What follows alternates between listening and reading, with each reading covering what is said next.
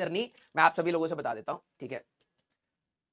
JEE की journey हमारी, चलो ठीक है, आप लोग पूछ रहे हैं तो मैं बता देता हूं, और बिना मसाले वाली बता देता हूं, ठीक है। ठीक है, बिना मसाले वाली आपको रियलिटी में बता देता हूं, ठीक है।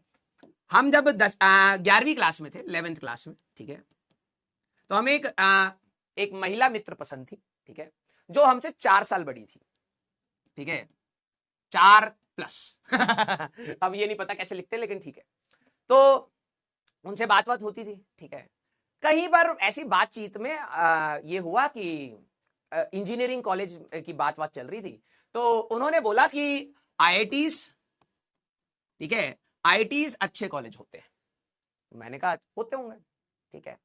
मेरे फादर खुद आईआईटीएन है, ठीक है, लेकिन मेरा कभी भी वैसा इंक्लिनेशन नहीं था। फिर मैंने उनको 3-4 बार ये बात बोलते हुए सुना, और मेरे को लगा कि शायद इस चीज को पाने से, ठीक है, लाइफ सेट हो जाएगी, ठीक है। तो 11th क्लास में मेरा जो स्कूल था वो अच्छा स्कूल था, तो मैंने कोई कोचिंग नहीं ली, लेकिन मैंने पढ़ाई करनी स्टार्ट करी, ठीक है। 12वीं का मेरा जो 12th का जो मेरे 10वीं में जो रिजल्ट था, वो उन महिला मित्र को देख के ही पढ़ाई मैंने करी थी, ठीक है। उनका 92.8 का परसेंटेज था, और मेरा 94% के आसपास आया था, ठीक है। 12th क्लास में उनके 87 हुए थे, मेरे 97 हुए थे, हम बढ़ गए आगे, ठीक है। तो 12वीं क्लास का जब हमारा रिजल्ट आया, तो मैंने जेई का एग्जाम दिया था। जेई के एग्जाम में, ठीक है, उस समय पहली बार ईएमएल लिस्ट आई थी, एक्सटेंडेड मेरिट लिस्ट, ठीक है, 2009 की बात है। और उस समय मैंने कोचिंग कुछ भी नहीं करा था, कोई ट्यूशन भी नहीं पढ़ता था मैं, जितना मेरे को पढ़ाया गया मैं उतना ही चुपचाप पढ़ता था, काफी सारी चीजें नहीं भी पढ़ी। लेकिन एक्सटेंडेड मेरिट लिस्ट में उस समय जेई के आसपास 7,000 के आसपास आपकी जेई में रैंक आती थी, ठीक है, जेई में रैंक दी जाती थी। और उसके बाद एक एक्सटेंडेड मेरिट लिस्ट थी, जिसमें मेरा रैंक आया था आई थिंक 8,000 के आसपास। मतलब अगर देखा जाए all over India AIR rank अगर देखी जाए, अगर मैं इसी के हिसाब से देखूं, तो 15,000 के आसपास के मेरे रैंक थी। और एआईट्रिपल में उस समय जो जेई मेंस आपका होता है, जेई मेंस में उस समय मेरी आई थी 22,000 रैंक, ठीक है, 22,000 उस समय के आसपास की रैंक थी। मतलब मेरे को मिल जा रहा था जेई मेंस से अच्छा एक कॉलेज, आप उस समय एआईट्रिपल कहते थे, अच्छा मिल रहा था। फिर मैंने फर्स्ट टाइम डिसाइड किया कि नहीं यार, कॉलेज तो आईआईटी वाला ही चाहिए था, ठीक है। तो मैंने वहां पर डिसाइड किया कि ड्रॉप करेंगे। अब मेरे को यह बात नहीं पता थी कि ड्रॉप करते कैसे हैं, हाँ, ठीक है, ड्रॉप करते कैसे हैं और कौन सी कोचिंग बेस्ट है। तो उस समय इंटरनेट भी ज्यादा नहीं था, तो मैंने अपने एक फ्रेंड से पूछा, तो उस फ्रेंड ने मेरे को सजेस्ट किया कि कोटा में, ठीक है, कोटा में बंसल क्लासेस करके कोचिंग है, और बहुत अच्छी कोचिंग है, वहां पर जाके तुम तैयारी कर सकते हो, ठीक है। मैं क्योंकि मेरा जेई में ये एक्सटेंडेड मेरिट लिस्ट में ये आ गया था, तो मेरे को वो भी मिल गया था, क्या कहते हैं, स्कॉलरशिप मिल गया था। उस समय की जो मेरे को स्कॉलरशिप के बाद फीस जो पड़ी थी, आई थिंक 60,000, 50,000 या समथिंग 60,000 के आसपास की फीस पड़ी थी, ठीक है। हाँ, 60,000 के आसपास की मेरी फीस पड़ी थी पूरे एक साल ड्रॉपर की, ठीक है। और मेरे को जो फर्स्ट बैच मिला था दैट वाज X9, ड्रॉपर में X9 बैच मिला था, ठीक है। मेरे को कुछ आइडिया नहीं था कि कोटा में किस तरीके से पढ़ाई की जाती है, कितना होमवर्क होता है, कितना लोड होता है, कितना स्ट्रेस होता है, घर की होम सिकनेस होती है, ठीक है। और 2 बजे के आसपास जब भीड़ निकलती है, ठीक है, 2 बजे के आसपास जब पूरे लंच के टाइम की भीड़ निकलती है, वो एक अलग स्ट्रेस होता है, ठीक है। और आपकी कोई पर्सनल लाइफ होती नहीं है, आप जाते हो, पढ़ते हो, खाते हो, सोते हो, पढ़ते हो, एक अजीब से लूप में आप हमेशा रहते हो, ठीक है। तो मैंने फर्स्ट टेस्ट दिया, और वेक्टर्स और बहुत बेसिक सी चीजें हमें पढ़ाई गई थी, ठीक है। उसमें वेक्टर्स, यूनिट्स एंड डायमेंशन, ये सब सारी चीजें वहां नहीं पढ़ाई जाती। बेसिक मैथ्स में भी सिर्फ वेक्टर्स पढ़ाया जाता है, ग्राफ व्राफ जो आप लोग सोचते हो कि इतना पढ़ाया जाता है, कुछ नहीं पढ़ाया जाता वहां पर, ठीक है। सीधे ड्रॉपर्स में वो सीधे स्टार्ट होता है, वेक्टर्स पढ़ाते हैं और सीधे काइनेमेटिक्स, सीधे, ठीक है। तो पढ़ाई स्टार्ट करी। मैंने फर्स्ट दिन से सोच रखा था कि नहीं, एक अच्छा सिलेक्शन लेके जाना है यहां से। तो मैं केमिस्ट्री पे बहुत ज्यादा एनर्जी लगाता था, फिजिक्स पे भी लगाता था, मैथ्स स्टार्टिंग का जोश था, लेकिन धीरे धीरे खत्म होता चला गया। अब जर्नी के बारे में मैं आपको बताता हूं। पहला जब टेस्ट आया तो मेरे को X9, मेरी रैंक ज्यादा अच्छी नहीं थी, तो मेरे को वापस X9 बैच ही मिला। बहुत डिमोटिवेटिंग था, सेम बैच में रहने में भी बहुत डिमोटिवेशन लग रहा था, ठीक है। लेकिन मैंने अपनी पढ़ाई नहीं रोकी, मेरे को जितना समझ आता था, जितनी मेरी कैपेसिटी होती थी, मैं घर पे भी ज्यादा नहीं बताता था अपने स्ट्रेस के बारे में, लेकिन जितना मेरे से हो पाता था मैं उतना पढ़ लेता था, ठीक है। मेरे को अगर लग रहा था कि यार मेरे से नहीं हो पा रहा है तो मैं छोड़ देता था, मैं इतना ज्यादा उस टाइप का स्ट्रेस नहीं लेता था, ठीक है, कि बैकलॉग हो गया है या फिर ये हो गया है। मैं ग्रुप स्टडीज पर भी बिलीव नहीं करता था। कई सारे बच्चे वहां पर क्या होते हैं, दोस्त दोस्त बन जाते हैं, कहते भाई चलो ग्रुप स्टडी करेंगे, रात को एक साथ बैठ के करेंगे, और गपियाना ही होता था मोस्ट ऑफ द टाइम। लेकिन मैं ग्रुप स्टडी पर भी बिलीव नहीं करता था। मेरे को लगता था कि यार मैं अपना आराम से बैठूंगा, शांति से बैठूंगा, पढ़ाई करूंगा, कोई दिक्कत नहीं है।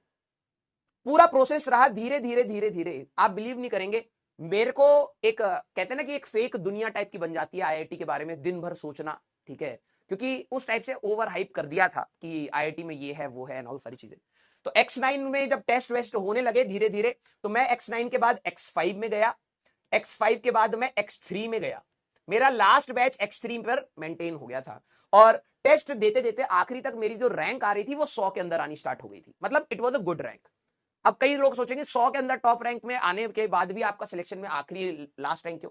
आखिरी में बच्चा टेस्ट नहीं देता है, बहुत ही कम सिलेक्टेड बच्चे टेस्ट दे रहे थे, सिलेबस फुल सिलेबस के टेस्ट हो रहे थे, तो ऑब्वियस ही बात है कि कम बच्चों में रैंक अच्छी आ जाएगी। लेकिन मेरे को यह बात तब तक नहीं पता थी जब तक मैं घर नहीं आया। मेरे को ऐसा लगता था कि मैं बहुत इंप्रूव कर रहा हूं, क्योंकि आखिरी में मैं जब टेस्ट देता था, फर्स्ट टेस्ट में मेरी रैंक आई थी 4000 के आसपास, ठीक है, 4000 नहीं 2500 2200 के आसपास रैंक आई थी। फिर बढ़ते बढ़ते जब मैं टॉप 100 में आ गया तो मेरे को अपने आप सेल्फ मोटिवेशन, मुझे ऐसा लगता था मैं अच्छे से तैयारी चल रही है मेरी, भले मैंने बहुत सारी चीजें छोड़ रखी है लेकिन अच्छे से तैयारी चल रही है। जेई का जब मैंने वहां पर कोटा में, आप सभी लोगों को शायद नहीं पता होगा कि इतना आसान नहीं है, ठीक है, अपार्ट फ्रॉम स्टडीज बहुत सारी चीजों के अलावा भी आपको चीजों को फेस करना पड़ता है।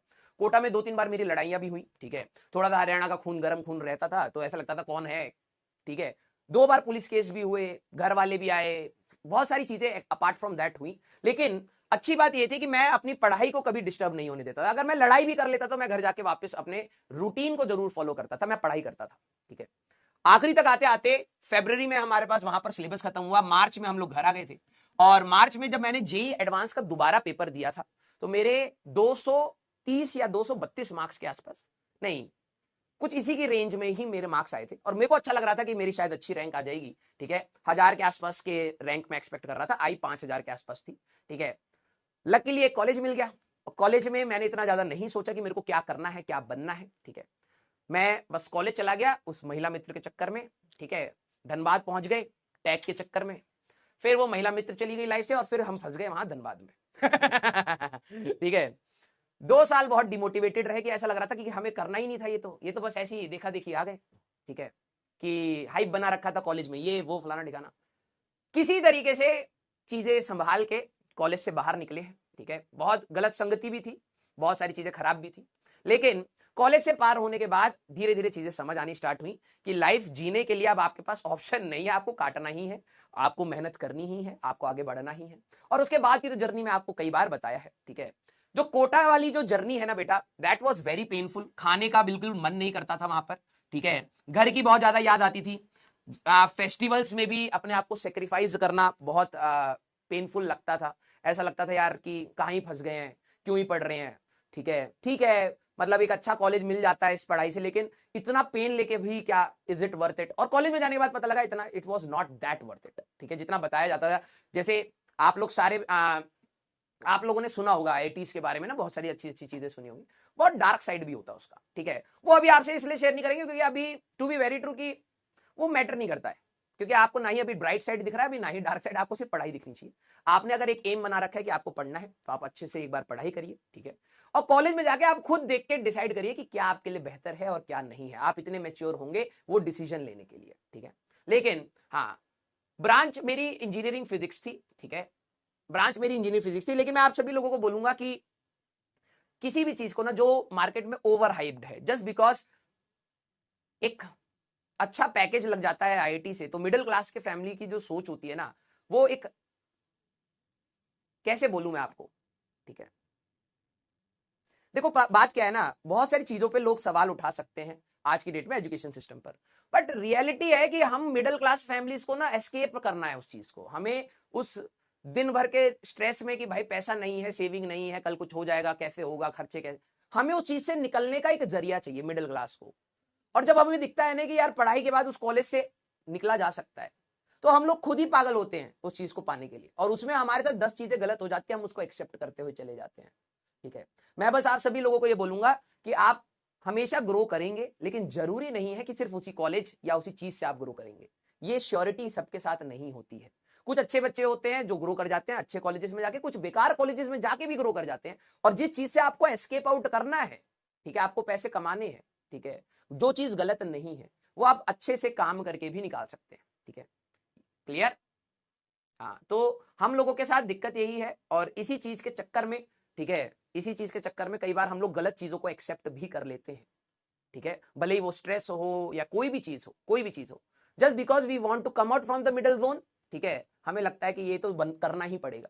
बट मैं आपको हमेशा कहता हूं कि आप पढ़ाई करिए, इंटरेस्ट के साथ, सब्जेक्ट को प्यार करिए, कुछ नई चीज सीखिए, और ये बाद में जाके धीरे धीरे आपका एटीट्यूड बनाती है लर्निंग का, ठीक है, उस चीज को एंजॉय करिए। आप में से कई सारे बच्चे हो सकता है स्ट्रेस में भी होंगे, ठीक है, और आजकल थोड़ा सा माहौल भी वैसे स्ट्रेस वाला चल ही रहा है, ठीक है।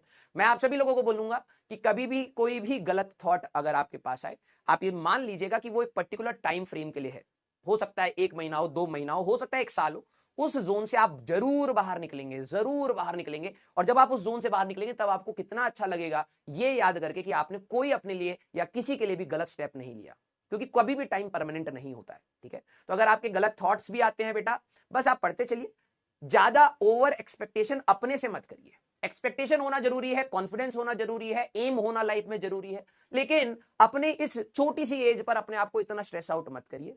जो मार्केट में आईआईटीज और अच्छे कॉलेजेस के लिए बात बोली जाती है वो है, अच्छी बात है, लेकिन कुछ चीजें सही भी नहीं है, ठीक है, और वो हम लोगों को ठीक भी नहीं करनी, हमें तो बस पता है कि है नहीं है, ठीक है।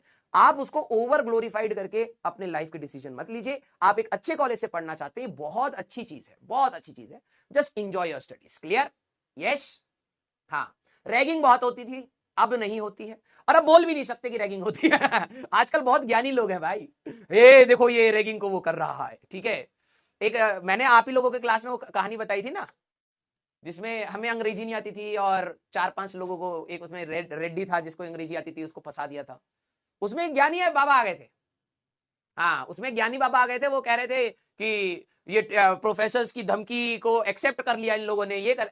अरे भाई, जब बनोगे ना स्टूडेंट किसी प्रोफेसर के सामने, तुम्हें फर्क नहीं पड़े, तुम्हें बस ये हमें पास कर दो, हमें इस कॉलेज से बाहर निकाल दो ठीक है, वो चाहे जो भी होगा, वही ना मिडिल क्लास अभी बता रहे थे, हमें बस ये होता है डिग्री और जॉब, ठीक है। उसमें हम लोग कितना गलत सह लेते हैं, समझ लेते हैं, हमें कोई फर्क नहीं पड़ता, ठीक है। तो बहुत सारे ज्ञानी लोग हैं, रैगिंग बिल्कुल नहीं होता, ठीक है, हम बता रहे हैं, we are totally against it हाँ, मेरे को एक बच्चे का फोन आया, मैसेज आया था कि सर उसका सिलेक्शन हुआ था तो धनबाद में ही, अभी कह रहा है सर आपके कॉलेज का ही मैं जूनियर हूँ, इसी साल सिलेक्शन हुआ, आप ही से पढ़ा है, ठीक है, बिल्कुल मन नहीं लग रहा है मैंने अभी उसको कोई रिप्लाई नहीं करा। मैंने कहा कि मैं अगर बोल दूंगा कि हाँ मन नहीं लगेगा तो और उसका मन नहीं लगेगा, क्योंकि थोड़ा सा टाइम के बाद ना, 1-2 महीने बाद वो आवारा बनेगा भी, ठीक है, और फिर आवारा के बाद उसकी पीएचडी बन जाएगी, फर्स्ट ईयर में पीएचडी ले लेगा, फिर अपने आप वो सेट हो जाएगा, वो 5 को और आवारा बनाएगा तो अपने आप सेट हो जाएगा। स्टार्टिंग में हमें भी बेकार लगता था, ठीक है, यस। हाँ, कोटा में जब मैं था तो मैं सिर्फ 2 टीचर्स का नाम जानता था, ठीक है, ये गलत बात है, ठीक है, बहुत सारे ज्ञानी लोग आएंगे, देखो इसीलिए तो लाइफ में ज्यादा आगे नहीं बढ़ पाए मेरे को सिर्फ अपने सिर्फ 2 टीचर्स का नाम याद है, 3 टीचर्स, बहुत सारे टीचर्स से पढ़ा हूं मैं, ठीक है, सिर्फ 3 टीचर्स का नाम याद है, ठीक है, आज तक, क्लियर। हाँ, यस, हाँ, चलिए भाई अब स्टार्ट किया जाए। आपको बहुत सारी टीचर्स डे पे कहानियां बता दी हैं, ठीक है, हाँ, बहुत सारी कहानियां आप सभी लोगों को मैंने बता दी हैं। अब इसमें भी गानी लोग आ जाएंगे, 40 minutes totally waste, half an hour totally wasted ए प्रभु, कहां से भेजे ऐसे लोगों को, ठीक है। आज की कहानी का दिन था, क्योंकि आज टीचर्स डे है, तो आज आपको बता दिए हम थोड़ा सा, यस, हाँ, क्लियर। नहीं, मैं आशीष सर से नहीं मिला हूं भाई, मैं जब स्टूडेंट था तो मैं नहीं मिला था आशीष सर से, ठीक है। मैं सोनल राजोरा सर को से पढ़ा था ऑर्गेनिक, ठीक है, और मेरा सिलेक्शन का जो सबसे बड़ा क्रेडिट है वो उन्हीं को ही जाता है, क्योंकि बहुत अच्छे से उन्होंने चीजों को समझाया, पढ़ाया इन। फिर विशाल जोशी सर, इनऑर्गेनिक पढ़ा था मैं उनसे, ठीक है। फिजिकल में घूम घूम के पढ़ता था, क्योंकि मेरी मैथ्स खराब थी, मेरे को ज्यादा समझ नहीं आता था। फिजिकल में बिल्कुल घूम घूम के पढ़ता था, इसलिए घूम घूम के मार्क्स है 0 पॉजिटिव नेगेटिव मिला के 0 हो गए थे, ठीक है। फिजिक्स में मैंने अनुराग मिश्रा सर से अपनी फिजिक्स पढ़ी थी, ठीक है, और उसमें भी थोड़ा सा सेक्शन मैंने उनसे पढ़ा था, और एक और सर थे, नाम याद नहीं है मेरे को, उनसे भी थोड़ा सा मैंने फिजिक्स पढ़ा था, ठीक है। मैथ्स में मैं बहुत ज्यादा घूमता था, ठीक है, बिल्कुल मस्त घूमते हुए आता था, ठीक है, तो बिल्कुल मस्त घूमते हुए मार्क्स आए 0 ठीक है। हाँ, तो मैं ज्यादा लोड भी नहीं लेता था, ठीक है, नहीं आ रहे मार्क्स, और क्या, यस। देखो यार लाइफ कहीं ना कहीं तो सेट हो ही गई ना, आप लोग भी सेट हो जाओगे।